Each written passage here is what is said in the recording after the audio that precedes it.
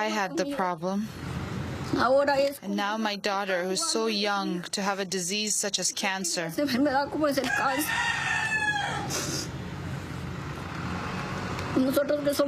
We are people who don't have the means to pay for our daughter's treatment.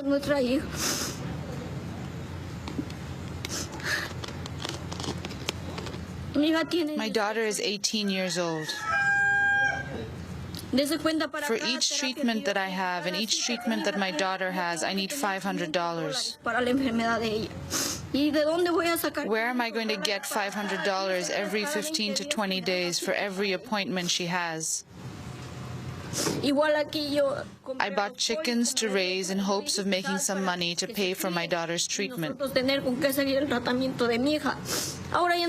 Now we don't have anything because everything has just died. All the animals are dying from contamination because they run to the stream and drink the water. The animals drink that water and die, and there's nothing you can do about it. That's why we say there's no life here for the animals, and it's even worse for us humans.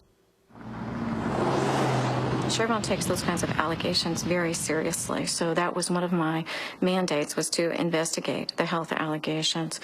So we've hired external epidemiologists as well as our internal epidemiologists, health risk assessors, to look at all of the data to investigate this. And what we found is that there's absolutely no evidence that there's an increase in cancer death rate. That excerpt from the film Crude, ending with Chevron chief environmental scientist Sarah McMillan. Your response to that, Joe Berlinger? Well, you know, I mean, the style of the film is to show both sides, and the film is actually rather neutral with regard to the lawsuit. Obviously, I am extremely sympathetic to the plight of the indigenous people there. The people in that region have suffered tremendous environmental damage and tremendous health effects. And this lawsuit has been characterized by an extremely lengthy process. Chevron has flooded the court with paper. They are the ones who wanted to try this thing in Ecuador to get it out of the U.S. court system, and at the time they testified as to the fairness and efficiency of the Ecuadorian court system. Now that it's not going their way, they are claiming that the process is unfair, not transparent, and has become politicized.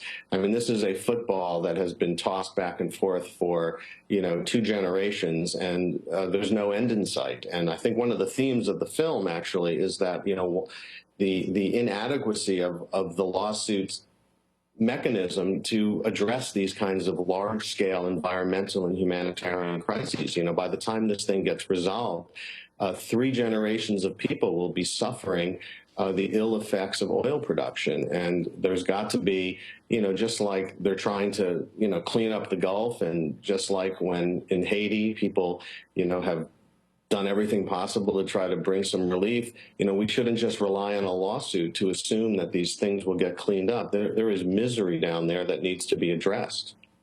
Peter Maas, can you put what happened with Chevron and Joe Berlinger in his film Crude into the broader context of the power of the oil companies? Did this ruling surprise you, that this filmmaker has to hand over all of his outtakes to Chevron?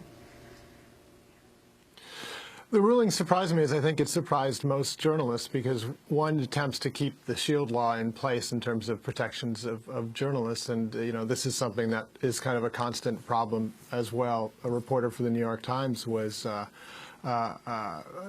sued, or I should say, there was a court came at him a couple of weeks ago, James Risen, to get him to reveal sources involved with some of his reporting. So this is a constant problem that happens, and it happens to have struck Joe Berlinger, a documentarian in this case, and hopefully it will come out on his side. I expect so. But, you know, overall, the thing that I kind of am focusing on, in the sense, is more globally, in the sense of these oil companies and the problem of oil. It's not just the problems of the past, which need to be atoned for in terms of what happened in Ecuador while Texaco was there, but you have the same kind of problems happening now, not just in Ecuador, but in other countries. And it's not just BP, it's not just Exxon that is involved in oil pollution. There are also state-owned companies, and it's happening drip by drip every day in almost every country where oil is extracted. So if we just focus on what's happening in the Gulf of Mexico, and we need to focus on that, that's not enough. We need to also focus on the fact that there is oil pollution happening all over the globe, in some countries worse than others. And if we just, every 30 years, when it happens to wash up on our shores, pay attention, then we're never going to kind of come to the point that we need to come at, which is understanding that we have to get off of oil because it is really damaging the environment and the countries and the cultures that provide it to us. Peter Maas, finally, we only have 30 seconds, but you write a good deal about Saudi Arabia and oil there. Could you summarize? Well, 30 seconds is not a lot to summarize anything about Saudi Arabia, but certainly one of the key problems with Saudi Arabia is in terms of the amounts of money that have gone into that country that have been used as a result for purposes, political purposes, that have not terribly worked out well for the rest of the world in terms of funding of violent jihadi forces. But also there's another issue which is kind of unrelated to that, which is very troubling in Saudi Arabia, which is how much oil does Saudi Arabia really have? I mean, there's this whole kind of issue of peak oil. Are we there yet? Are we beyond peak oil? And Saudi Arabia, as a dictatorial country, does not disclose how much oil it has. So there's a big question over really kind of like, well, how much more in the way of supplies are there? And the people who have it, in the case in Saudi Arabia, about a quarter of the world's reserves, aren't letting anybody else know. So there's kind of two very serious unrelated problems that come together in Saudi Arabia. I want to thank you very much for being with us, Peter Maas, award-winning investigative journalist and author. His latest book is called Crude World, The Violent Twilight of Oil. And Joe Berlinger, award-winning filmmaker, journalist, photographer, director of Crude, The Real Price of Oil. And that does it for the broadcast. Democracy Now! Produced by Mike Berkshire, Fidel Aramata, Angelica Comet, Steve Martinez, Nicole Salazar, Hani Masood, Rabi Karim. Happy birthday to Democracy Now! In Espanol, which started airing headline news 5 years ago. Special thanks to Claudia Vada, Maria Eva Blota, Andres Contreras, Chuck Scourge, Angel Dominguez, Chati Cajas, and Gabriela Diaz-Cortez. Special thanks to Becca Staley. I'm Amy Goodman. Thanks for joining us.